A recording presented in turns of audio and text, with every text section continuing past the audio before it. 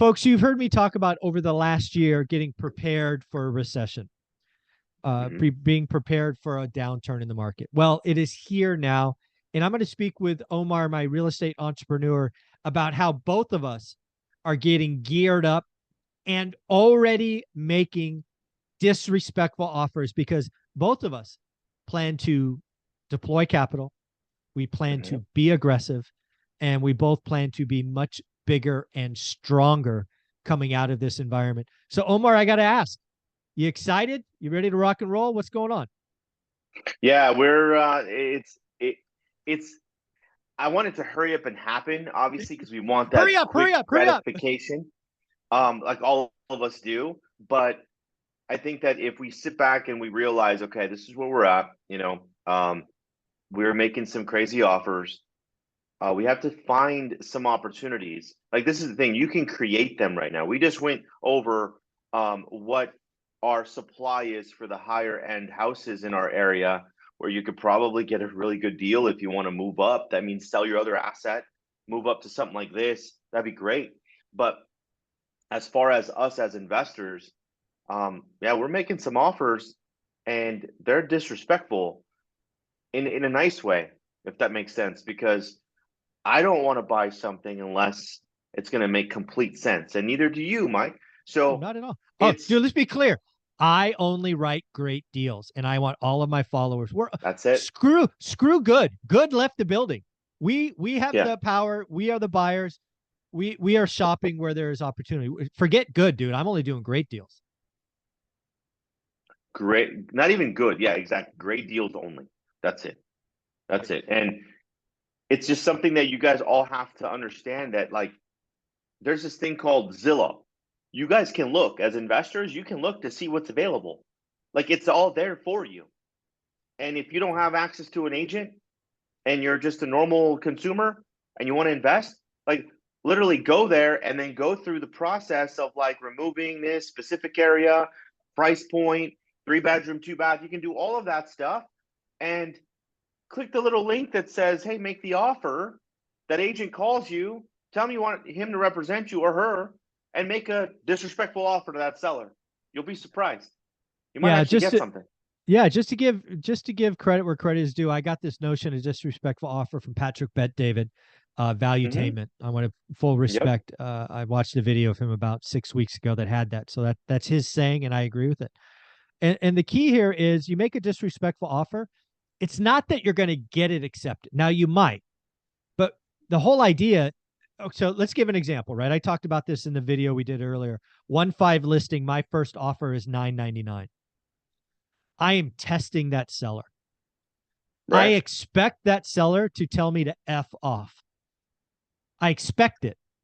However, some of them are going to counter and they're going to make it a big counter, like 1.5 to 1.35 or 1.32 or something, which is that is going to be a signal to me as I've got one.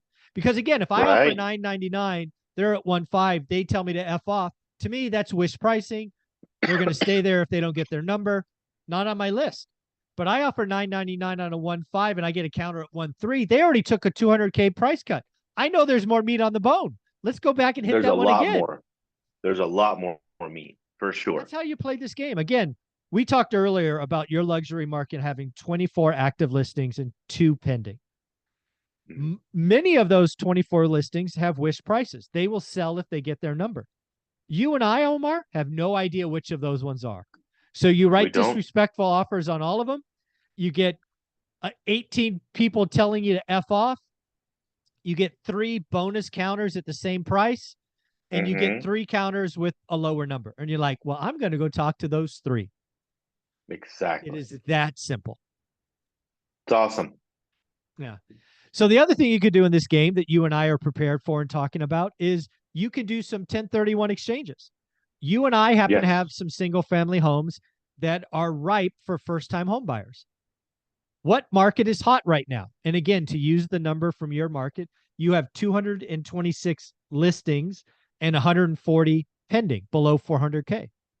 I bet you have Right. a home that is ripe right in that area that you have a lot of equity in that you could sell because the market is still hot and you could Hmm. 1031 into units which might be cooling off. You could do exactly what Olivia and I did at year 6 and 7, where we sold a house and bought a 10 unit. We sold a house and bought a 7 unit. We just let the tax code help you move equity around. What do you think? Oh, I spot on. And this is the thing for everybody that's listening. When you 1031, and we had a conversation about this too. Like I'm taking 2 or 3 of my single doors, Yeah. and turning them into maybe 10 or 12 more Yeah. doors, Why not? right? The 1031. And as long as the cash flow does increase, your money's sitting there anyways, because guess what? Then when you go put something in that 10 unit or 8 unit or 6 unit, guess what? You reposition the rents. It's now worth more money. And if you need to take some money out, you refinance that building, pull Mhm. some cash out, right? And then reinvest, and you still own the asset. Instead of refinancing the small little houses, depending if that's what you want to do, great. If you Yeah. can, awesome. Pull out that money in either way. So I could either refinance that money or refinance those houses, use the cash to go buy the 7 or 8 units. And now, instead of getting rid of 2, you add 7 Yeah. and you Exactly. keep 2. So there's a lot of different ways, Michael. Yeah. And I got to pick your brain about that some more for sure. Yeah. So yeah, moving equity around is really powerful. And then the last thing about this opportunity is there are going to be some sellers. We know, at least in my area, tech layoffs are up, maybe not so much in the high desert, but in Southern California, you got a lot of mortgage brokers being laid off, agents that are struggling. So there's going to be some people who bought a home in the last couple of years who don't have jobs, and they're going to want out, but they have these things called 30-year mortgages sub 3% that you might be open to sub 2 or some kind of seller back carry. I mean, who knows what it's going to be, but don't forget about creative financing, right? We're talking about making some disrespectful cash offers, but you can also find a seller in need, talk to them, and maybe there's a win-win situation there as well. What do you think? Yeah, I mean, the win-win situation with the creative financing, that's going to be huge. I had a couple people that called me about, hey, Omar, like we got this, and we got a loan for 4%. Is there a way that you can just give us 20K? Hmm. Yeah, I can Maybe. give you the Yeah. 20K, and yeah, I mean, because when's the last time you can buy a house for 20,000? Yeah, You exactly. can't, Well, 20. because that's Yeah, my not cost of entry, right. even though the balance is higher, but I'm able to Yeah. sub to the property or sub to the loan. So there's Yeah. all kinds of ways. I mean, there's literally that this is where you have to be creative, and this is where you have to like Yeah. understand your market very well. Yeah. For me, a recession like we're going to go through or slowdown, whatever you want to call it, is really about two things. One, it was about getting prepared, which hopefully people followed. We've been telling him to do it for 9 or 12 months. Mhm. Second, the mindset, right? You strike, you write offers, you do the work in a recession. You don't freak out. You don't sit on the couch. You don't put your head in the sand. You write disrespectful offers. And then third, you get creative, right? Something I've been very open about is I have not done many creative financing deals.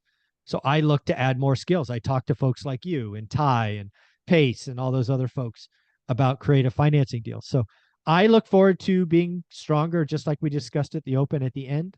I look forward to upgrading. I actually might be 1031ing into higher quality assets because, like you, my luxury market is dead. So maybe I can find a seller who wants out and I'll 1031 out of my cheap little houses into something massive. So who knows? Opportunities are going to be there. I look to take advantage of this. I have been preparing. I'm prepared, and I am super excited. Like you, I can't wait for it to get here so we can see what's what. Exactly. We can add to our rental portfolio. We can help other people. We can give them ideas of how we did it, and yeah, it's going to be really really cool. Very, very cool. Well, Omar, if somebody wanted to join your team, go shopping in the high desert, how would they follow you or reach out? Guys, follow me on IG at Invest with Omar, or go to my website omarfaro.com. Thank you so much, man. I appreciate you.